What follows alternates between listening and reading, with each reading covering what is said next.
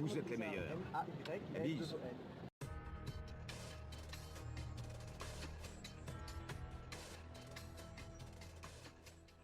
Bonjour à tous, alors aujourd'hui nous allons donc enfin pouvoir parler de l'épisode de Dragon Ball Super. Oui, ce week-end j'étais donc à une convention, la Retro Medinasia à Namur, donc en Belgique, donc j'étais assez occupé. Oui, et pour info, oui, je suis bien résident de la Belgique et pas de France, je précise, c'est toujours important. Donc j'ai pu avoir une petite vidéo de monsieur Patrick Borg, la voix française de Dragon Ball pour vous. C'était je pense un petit truc que je voulais vous offrir pour le fun. Bref, dans cet épisode 60, donc un épisode de transition avec l'animation plutôt inégale entre le début et la fin, même en fait j'avoue qu'à la fin aussi il y a des petits moments inégaux au niveau de l'animation. Au niveau de la musique elle est assez discrète, mais les moments importants sont surtout au niveau de l'explication de Trunks sur la timeline, mais bon on va y revenir. Donc au début de l'épisode donc nous avions Trunks qui était donc incertain par rapport aux explications de Beerus, comme quoi voilà tuer le Zamasu du présent aurait certainement dû arrêter celui du futur du monde de Trunks. Donc de ce fait, quand un dieu tue un autre dieu, bah d'office il y a des répercussions. Ce que Trunks évidemment ne peut pas gober, puisque dans son monde, quand ils ont tué donc C17 et C18, enfin en tout cas qu'ils avaient arrêté par exemple C17 dans le monde de Goku, eh bien celui du monde de Trunks était encore là. Donc en gros, avoir changé des trucs dans une timeline n'influence pas les autres. Alors c'est une explication qu'on a eue comme quoi, voilà, dans le manga en tout cas, c'était représenté par une ligne. En gros, quand on remonte la ligne du temps et qu'on change un élément, on crée une autre ligne du temps. De ce fait, changer quelque chose sur une ligne du temps n'influence pas du tout l'autre vu qu'elles sont séparées. Dans cet épisode, en tout cas, on a surtout des explications comme quoi, voilà, il y a des choses qui se passent dans l'un, des choses qui se passent dans l'autre. Bref, c'était assez mal amené, je trouve. Pour moi, je préférais notamment beaucoup plus l'explication du manga qui était beaucoup plus claire, mais nous-mêmes on était déjà au courant de cela il y a déjà bien longtemps. Enfin je veux dire, on avait implicitement compris que changer quelque chose par exemple dans l'histoire principale ne changeait rien en fait dans le futur de Trunks. De ce fait, Trunks est assez méfiant par rapport à ses propos et il y a donc un grand doute et le mec stresse un peu pour son futur et donc va quand même vouloir vérifier. Certains se diront mais attends, Beerus a dit cela, pourquoi est-ce que Beerus aurait menti? Je pense pas que Beerus pense avoir menti. Je pense plutôt qu'il ne le sait peut-être pas que c'est comme ça, parce que pour lui, voyager par exemple dans le passé est un tabou qu'il ne peut pas enfreindre. Donc jouer avec le temps, peut-être c'est quelque chose qu'il ne connaît pas du tout, donc c'est tout à fait normal. Il sait plus ou moins ce qui va se passer, mais il ne connaît pas vraiment tous les effets vu qu'il n'a jamais lui-même donc voyagé dans le passé. Donc c'est un peu normal qu'il connaisse pas tous les effets de ce côté-là. Donc du coup ça m'étonne pas peut-être qu'il s'est trompé, il s'est juste tout simplement trompé, c'est pas un souci.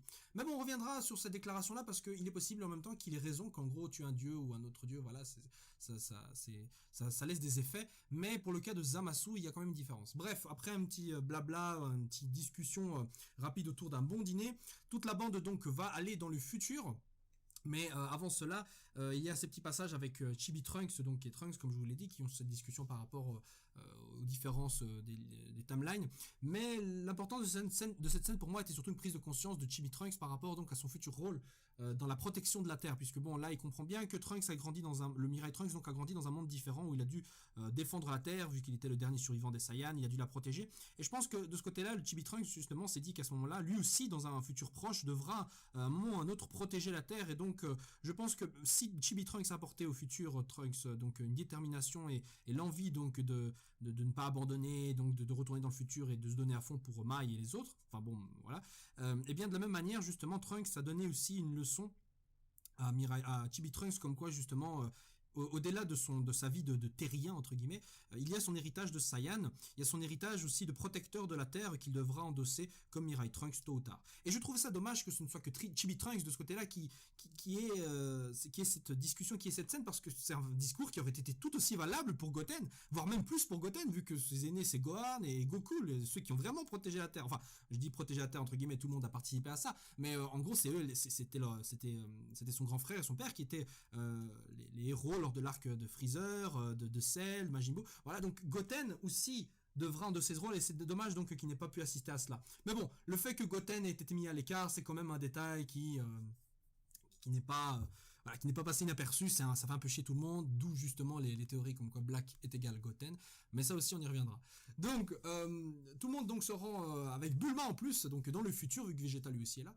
Les quatre arrivent, ils sont bien serrés, ils arrivent dans le futur, ils sont accueillis déjà par les ruines qui n'ont pas changé. Le monde de Trunks c'est toujours le même, donc Trunks avait raison, Zamasu est encore en vie, Black aussi, rien n'a changé, rien ne s'est réparé, et donc ils vont tout de suite donc être accueillis aussi par un soldat de la résistance qui leur indique que donc Mai est en danger parce qu'elle avait voilà, essayé de protéger des humains et donc elle s'est un peu blessée. Bref, ils vont la voir et là tu as une scène donc où Trunks soigne Mai en lui donnant donc un senzu, en lui faisant un petit bisou. Donc en gros il met ses unes dans sa bouche et le donne à Mai à travers un baiser. Alors j'ai trouvé ça rigolo parce qu'en fait, à de nombreuses reprises dans Dragon Ball Z, t'avais des persos qui étaient donc assommés, enfin limite inconscients, et genre à chaque fois en fait, ce que les persos faisaient, c'était genre ils prenaient le senzu et leur foutaient dans la bouche quoi. C'est tout. Et là en fait Trunks donc il s'est dit bah non je vais l'embrasser. Voilà, c'est une scène assez voilà, c'est un moment d'affection on va dire. Qui n'était pour Trunks pas si important que ça. Je pense que s'il y avait d'autres pensées dans sa tête, il aurait réagi différemment. Néanmoins, je trouvais ça drôle qu'il y a cette scène, alors que justement dans la dernière discussion générale qu'on a eu avec Dragon Ball avec Tonton Benz et DB Times notamment, eh bien on discutait des scènes justement affectives, comme quoi justement ces scènes n'étant pas très présentes vis-à-vis des Saiyans par rapport à leur famille ou leur femme, vous voyez, eh bien rend justement ces scènes-là beaucoup plus spéciales vu qu'il y en a pas beaucoup. Et c'est le cas ici, c'est très rare de voir ce genre de petites scènes justement de rapprochement. Tu vois, même Sangohan, tu l'as jamais vu avoir un truc comme ça avec Videl. Mais voilà. Et donc ensuite, tu as une déclaration de Goku très intéressante, très intéressante, comme quoi il n'a jamais embrassé Chi-Chi. Enfin, il sait pas ce que c'est un bisou, il a jamais embrassé sa femme, même s'il est marié, selon Vegeta, ce qu'il trouve donc normal, selon lui. Ce qui sous-entend que Vegeta, lui, embrasse sa femme, même si on le voit pas, mais qu'il l'a déjà fait, quoi, parce qu'il est techniquement marié. Voilà, bon, ça en dit long, surtout la réaction de Bulma, genre qui est un peu, genre qui soupire par rapport à l'attitude de Goku, mais pas selon moi, selon l'attitude de Vegeta. Donc comme quoi, justement, il l'a fait. Et en même temps, Bulma, c'est un peu une nympho comme on n'en fait plus, quoi. Je veux dire, la meuf, elle montre ses sous-vêtements à Goku pour obtenir quelque chose, c'est un peu une biatch. Donc ça m'étonnerait pas que Bulma ait embrassé au moins un peu Vegeta. Certains trouveront ça un peu bizarre vu que Goku a quand même deux enfants. Donc voilà, mais je peux d'un autre côté comprendre aussi pourquoi Chi-Chi est une femme un peu frustrée, toujours énervée. D'un côté, elle a un mari qui travaille jamais, qui s'occupe rarement de ses enfants du bon côté, qui se casse toujours pour s'entraîner, limite il kidnappe ses enfants pour les transformer en machines de guerre, et les rares fois où il y a un rapprochement donc entre elle et son mari, c'est juste pour s'envoyer en l'air et faire deux gosses. Donc ça m'étonne pas que justement Chi-Chi soit aussi énervée, soit aussi frustrée, parce qu'il y a un peu de frustration affective là-dedans, je trouve. Surtout que maintenant, si on sait que Goku n'embrasse pas sa femme, eh bien voilà, je comprends que le public japonais, c'est aussi parfois, c'est un public à la fois qui est assez coincé, sachant qu'il y a une grosse population d'entre eux, enfin une grosse majorité de la population japonaise qui est encore, par exemple, qui est encore puceau, je déconne pas. Il y a carrément un métier de dépuceleur là-bas, je rigole pas. Il y a des gens qui sont payés pour dévierger des femmes. Donc voilà, mais d'un autre côté, t'as des programmes bien chelous où t'as justement des femmes qui sont dénudées à l'écran. Voilà, ils sont en même temps libres. Et voilà, je sais pas trop comment m'axer par rapport à ça justement. Sur le public japonais, mais en tout cas pour rapport à Goku, le seul truc qu'on en retiendra, c'est que bah ça le rend un peu con, ça le rend beaucoup plus con qu'il ne l'était déjà. Je sais bien que Goku est rendu un peu attardé pour plaire à des enfants, genre ah il est drôle, il est un peu con, blablabla, mais le fait de là ici carrément un peu ignorer son statut d'adulte, parce que malgré son attitude, Goku est un adulte, il a 2 enfants. Donc je vois pas l'intérêt à part rendre ridicule Goku, de le faire déclarer qu'il sait pas ce que c'est un bisou et pourquoi il embrasse pas sa femme, quoi. Je veux dire, je sais pas. Je trouvais ça pas très malin, je trouve, et c'est dommage pour Goku, quoi. Ça le rend vraiment beaucoup plus con. Donc nos respects pour lui de ce côté-là. Donc ensuite, il y a la phase avec Black et Zamasu qui évidemment ressentent la présence des autres. Et donc tout le monde va se rencontrer et le combat commence violemment avec Vegeta donc qui déclare comme quoi il veut sauver donc le futur, non pas pour lui, mais pour évidemment son fils Trunk. Et ça c'est un élément important, mais je vais y venir. Donc le combat commence et là encore une fois le preview nous a bien trollé comme quoi voilà en fait c'était, vous savez dans les derniers épisodes, dans la preview de cet épisode-ci t'avais les scènes de combat qu'on voyait mais il y avait que ça quoi. Donc on aurait pu encore croire que cet épisode-ci c'était du combat alors qu'en fait putain les 3/4 c'est vraiment du blabla et qu'il n'y a que quelques secondes d'échange de coups, tu vois. Donc on serait vraiment trollé. Je sais pas qui est responsable en fait du montage là des previews des prochains épisodes, mais franchement il fait du super bon taf parce qu'à chaque fois on se fait avoir. Bon, donc un échange assez rapide où Black donc déclare que Vegeta est ridicule parce qu'il a pas fait le poids la dernière fois, donc aucune raison que cette fois-ci il y arrive. Surtout que Black est encore plus fort que la dernière fois vu qu'il a eu le temps d'apprendre un peu de leur technique et devenir plus fort entre temps. Mais bon, ça c'est un détail. Et là, donc, t'as la bombe, comme quoi, justement, Black n'est pas une copie de Goku, mais Goku lui-même. Et qu'à l'intérieur de ce corps, il y a donc Zamasu, l'esprit de Zamasu qui possède donc le vrai corps de Goku, qui n'a donc pas été créé par la Super Dragon Ball, mais plutôt qui a été échangé. Donc, le premier vœu fait par Super Shenron, c'était donc d'échanger le corps et l'esprit. L'autre Goku, donc, a été tué, ce qui sous-entend qu'il était vivant, ce qui sous-entend donc qu'il n'est pas du paradis, ce qui sous-entend donc que le corps du Goku qui est là n'est pas du monde de Trunks, donc il n'est pas celui du paradis ou quoi que ce soit. Il est d'une autre timeline et il n'est pas celui du monde de Goku d'où il vient. Donc ça veut dire que que parmi les timelines principales, c'est-à-dire le monde de Goku qui a survécu à la maladie de cœur, le monde de Trunks où Goku est mort, donc d'aucun de ces deux mondes-là, donc le corps de Black ne provient. Donc il provient pas de là. Il vient donc certainement des autres timelines donc qui sont accessibles via les bagues, les anneaux verts, donc les anneaux du temps vert dont dispose donc Zamasu.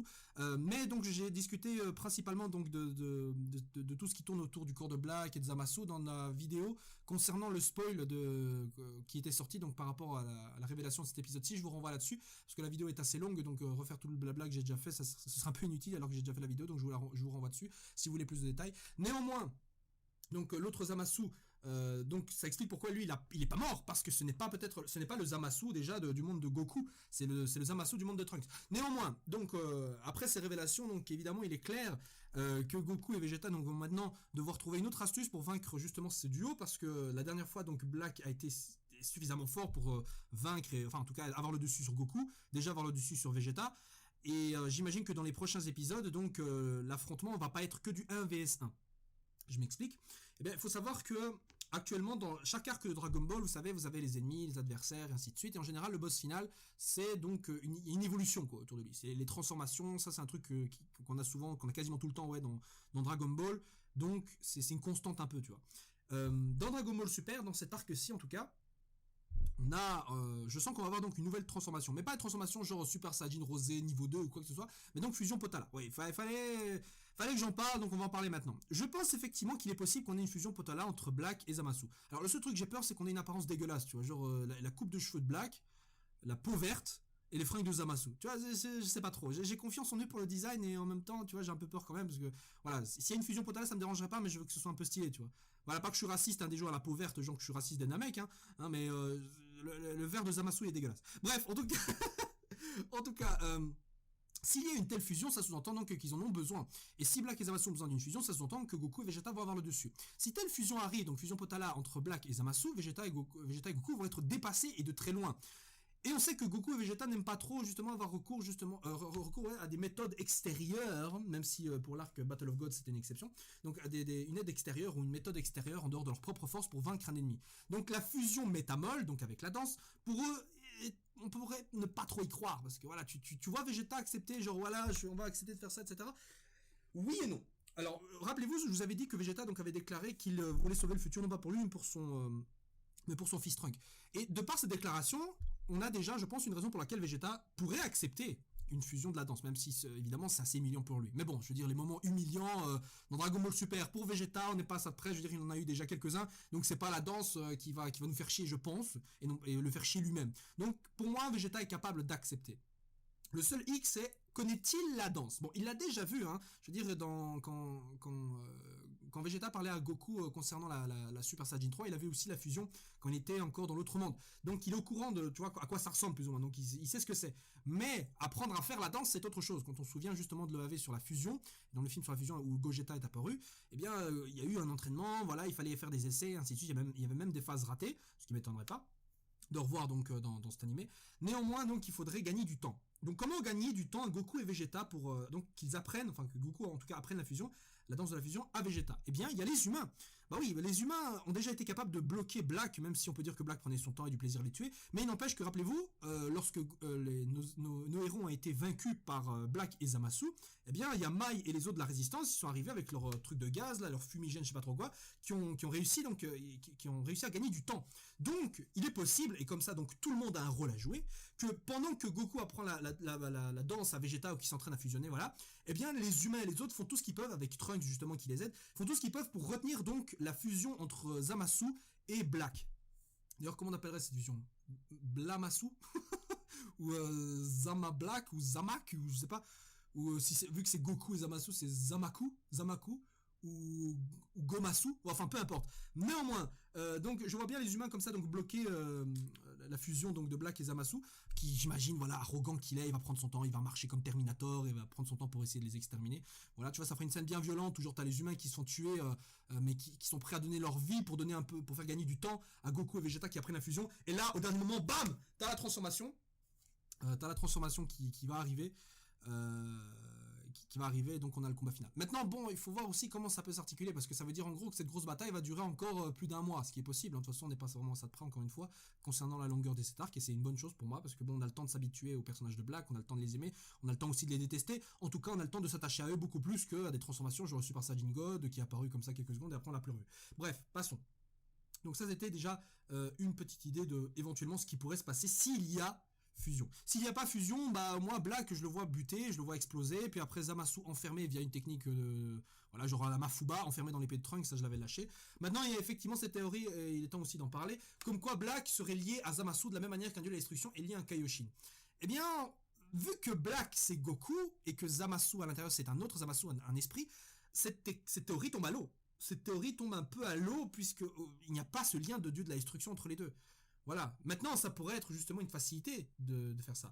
Alors, pour l'immortalité de Zamasu et pour revenir sur la fusion, comme techniquement il y a une fusion donc peut-être du corps de Goku dont l'esprit est mort et que le corps est censé être mort ou je sais pas trop quoi, il est possible qu'en fusionnant donc Zamasu à Black, le corps perd l'immortalité. Il faut voir que l'immortalité est attribuée au corps de Zamasu, c'est une propriété qui est propre au corps de Zamasu. Mais là, on crée un être tout nouveau dont les propriétés peuvent changer. Je veux dire, quand Vegeta a fusionné avec Goku, l'un des deux était mort, l'autre en vie. Quand ils ont fusionné, la fusion était en vie. Vous voyez, donc ils étaient pas morts, tu vois. Alors que c'est un statut normalement qui peut pas être changé. Mais donc la vie de Vegeta a porté la vie de Végétaux. Donc on pourrait penser que l'immortalité de Zamasu pourrait se transmettre aussi dans leur fusion. Mais d'un autre côté, ce serait déjà impossible, tu vois. T'imagines une fusion déjà immortelle?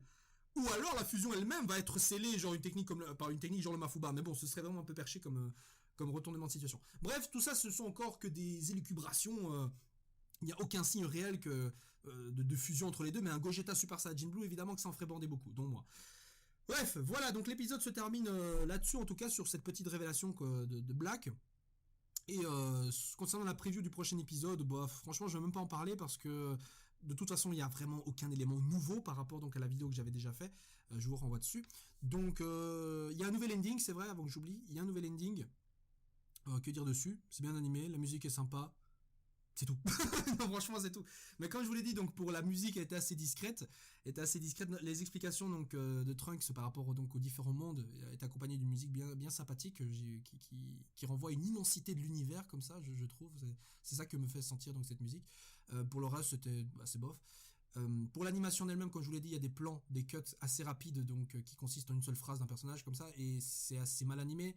Pour nous qui lisons les sous-titres, voilà, on pourrait ne pas le remarquer, mais pour un public japonais qui regarde juste les images, bah, ça se remarque assez. Il y a beaucoup de plans où Vegeta, Goku et Bulma ont des gueules vraiment bizarres, vraiment déformées, c'est un peu dommage. Il y a des plans même qui auraient pu trouver leur place dans l'épisode 5 de Dragon Ball Super sans taper sur l'ambulance. Mais les plans sur Black et Zamasu sont magnifiques. Surtout Black. Hein. Black, franchement, peu importe où il apparaît, il est magnifiquement bien fait. Et c'est tant mieux parce que, je veux dire, c'est important. C'est important que ce personnage-là soit bien dessiné, soit respecté. Et c'est le principal. Alors, certains diront pourquoi est-ce que dans cet épisode c'est mal animé, quoi que ce soit, ils ont eu une semaine de pause. Et je pense que la semaine de pause qu'on a eue a été mise à profit pour les futurs épisodes, pas pour celui-ci qui fait office justement d'épisode de transition, donc je pense que l'animation a été un peu sacrifiée pour mieux travailler les épisodes suivants, celui de la semaine prochaine ou ceux qui vont arriver, et qu'on va atteindre donc le climax du combat final. J'imagine que c'est à ce moment-là qu'on reverra surtout Naoto Shishida, donc c'est-à-dire l'animateur là qui a fait le combat Goku, Trunks, Zamasu et Black. Vous savez, il y a l'épisode 56 ou 57, j'ai oublié. Eh bien il va faire son comeback, il avait déjà annoncé ça sur Twitter qu'il allait revenir bosser sur Dragon Ball Super, donc j'imagine qu'on le reverra à ce moment-là et que ça permettra donc au staff donc de faire un excellent travail dans le combat final. Franchement, je leur fais confiance pour ce côté-là, vu que leur échéancier au niveau de l'animation, les épisodes à rendre, ils sont un peu plus souples, ils ont bien mieux fait, et ça s'est remarqué durant les derniers épisodes, sans compter celui-ci en tout cas, que l'animation garde une certaine constance, je trouvais. Comme j'ai dit, c'est juste cet épisode-ci donc qui est assez inégal, mais les autres avant, je trouvais, étaient vraiment très corrects et gardaient donc une certaine qualité, sans pour autant être vraiment transcendant. Voilà les gens, on se retrouve donc la semaine prochaine pour le prochain épisode donc de Dragon Ball Super, et je vous souhaite une agréable soirée. Voilà, ciao ciao, et donnez-moi votre avis sur cet épisode. Zoom.